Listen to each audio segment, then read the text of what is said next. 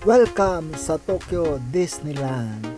Tara na mga guys, pasyal tayo dito sa Tokyo Disneyland.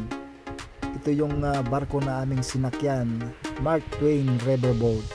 Yan, marami kayong iba't ibang uri ng mga tanawin na inyong makikita.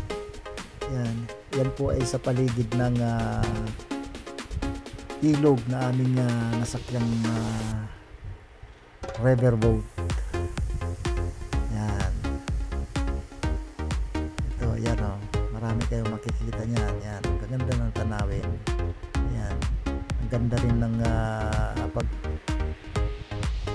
pasok mo pa lang, napakaganda ng ano nila. Ayan, ako yan. Ang daming tao, kaya kung ikaw ay mawala, halimbawa nawala ka sa Tokyo Disneyland, punta ka lang doon sa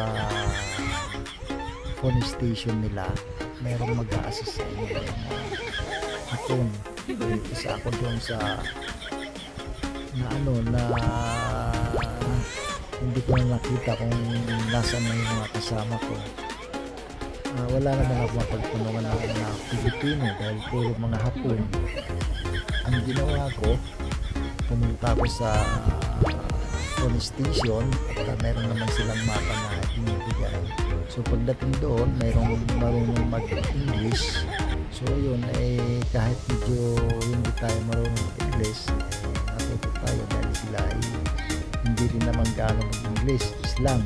Kaya nagkaintindihan kami. Kung hindi ka marunong magsalita ng English, sign language, pwede yun. Basta marunong ka lang mag-sign, gamitin mo lang yung mga kamay kung paano gagawin mo. Ayan, yan na yung papasakay na kami sa Mark Twain Riverboat. Ayan na, yan na yung sa loob kami ng barko. Ayan na, inikot namin yan. Ayan, ang ganda oh. Kaya kung nice yung pumunta ng Japan dito sa Tokyo Disneyland, yan yung mga tanawin na makikita nyo. Ito yung barko na aming sinakyan. Yan, yan oh, ganda ng tubig, malinaw. Yan, yan yung mga tanawin na makikita nyo. Grabe, ang ganda. Yan, hindi ko alam kung magkano yung bayad dahil yung kapatid ko, yung asawa niya yung nagbayad sa barko. Yun lang mga guys, maraming salamat. Huwag kalimutan pong paki-subscribe, like and share itong aking video. Sana po supportan nyo po ito. Maraming salamat po. Mabuhay po kayong lahat. God bless po. Ano pang hinihintay nyo? Tara na! Punta na tayo sa Tokyo Disneyland.